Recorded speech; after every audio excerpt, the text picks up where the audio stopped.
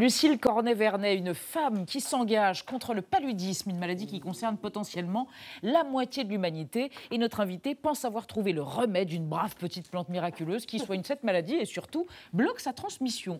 Bonsoir Lucille, pardonnez-moi, Cornet-Vernet, je ne veux pas écorcher votre nom. Qu'est-ce que c'est que cette chose? C'est ça l'artémisia qui va permettre de sauver des centaines de millions de vies dans le monde? Tout à fait possible, c'est une petite Artemisia annua de mon jardin.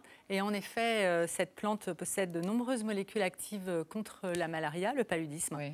Alors, expliquez-nous comment, vous êtes médecin, quel est le cheminement qui vous a conduit à découvrir que l'artémisia, qui est cultivée depuis des centaines d'années en Chine notamment, et en Afrique aussi, de façon comme ça rurale et familiale, peut sauver et bloquer la propagation de la malaria. Quel a été le chaînon dans cette histoire? En fait, elle a sauvé la vie d'un de mes amis en Éthiopie, qui avait un neuropaludisme. Que nous connaissons, que nous avons reçu ici, Alexandre Poussin, qui a fait le tour de Madagascar à pied. Exactement. Et qui a eu donc un palu. Oui, il a eu un palu, un grave palu en Éthiopie, et il est arrivé dans dans un petit dispensaire de brousse où il n'y avait plus qu'un seul médicament anti-palu, exactement, et qu'il a donné gentiment à sa femme, et lui qui était aussi malade, et lui il a bu cette tisane, et à sa grande surprise, d'Artemisia annua, donc de la variété chinoise d'Artemisia.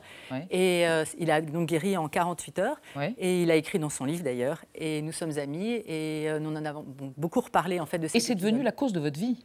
C'est devenu une des causes de ma vie, oui. Pourquoi? Parce que vous luttez contre les laboratoires pharmaceutiques, parce que vous considérez qu'il faut donner la possibilité aux Africains de cultiver ça? Je me dis juste que la Terre va suffisamment mal et que si on trouve une plante, quelque chose de simple pour sauver des millions de personnes, faisons-le ensemble, quoi. Vous avez fait faire des tests cliniques? On a fait des tests cliniques qui sont en train de sortir les uns après les autres. Qui prouvent quoi? Qui prouvent que ça marche mieux que les médicaments.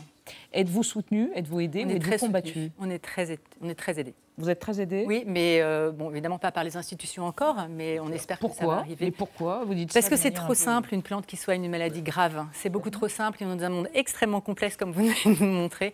Et dans la complexité de notre monde, une solution simple, locale et efficace n'a pas lieu d'être, en fait, a du mal à émerger. Mais c'est tout à fait possible, en fait, qu'on y arrive. On a donc on a créé des dizaines de petites maisons de l'artémisia, qui sont des petits centres de formation, comme vous voyez derrière, et qui permettent, en fait, d'aider les personnes, les populations à cultiver cette plante et surtout à faire à l'utiliser correctement avec la bonne posologie. Il y a une fondation qui est mondialement connue, qui est la fondation de Melinda et Bill Gates, qui ont consacré, je crois, 2 milliards de dollars à sauver les vies des gens qui ont contracté la malaria, avec des médicaments, évidemment, et pas avec l'artémisia. Les avez-vous contactés? Êtes-vous une alternative positive? Êtes-vous un caillou dans leurs chaussures? Je pense qu'on n'est rien de tout ça.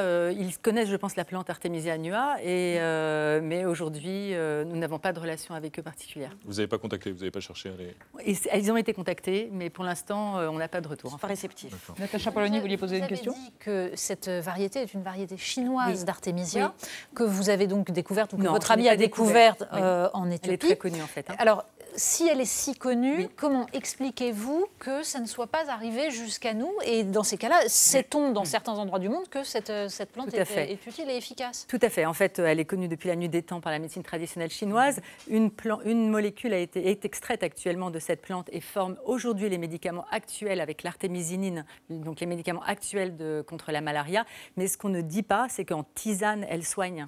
En fait, on adore dire que c'est des médicaments qui soignent, mais dans des pays où les médicaments n'accèdent pas forcément aux endroits où il faut... Ou sont parfois des faux médicaments. Un quart des médicaments en Afrique sont faux, ou restent pendant des semaines dans des containers à plus de 30 degrés, parce qu'il faut que ça soit à moins de 30 degrés. Enfin, il y a quand même des conditions en Afrique qui font que ça ne marche pas très bien. Vous la cultivez en France, elle est homologuée? Absolument pas, elle est dans mon jardin. Elle n'est pas homologuée? Elle n'est pas homologuée. Absolument pas, dit-elle, excessivement tranquillement. Et c'est pas grave, vous allez continuer à cultiver l'artémisia. C'est ça, vous allez nous donner des graines? Oui, elles sont là. Je vous les donne. Vous nous avez apporté des graines. On vient pour les ramener chez vous à Marseille et aller faire dans votre jardin. Vous allez pouvoir les planter ce soir. Merci infiniment, Lucille Cornet-Vernet. Un dessin, je crois que c'est un dessin pour vous. Regardez. Oui, c'est ce qui se passe chez M. Bayer et M. Monsanto, qui se sont paxés il n'y a pas longtemps. Et donc Bayer demande à Monsanto s'il ne veut pas lui développer un pesticide contre l'artémisia qui fait de la concurrence déloyale. Merci infiniment. Merci à vous. Et je rappelle Artemisia, une plante pour éradiquer le paludisme, aux éditions Domaine du possible, Actes Sud.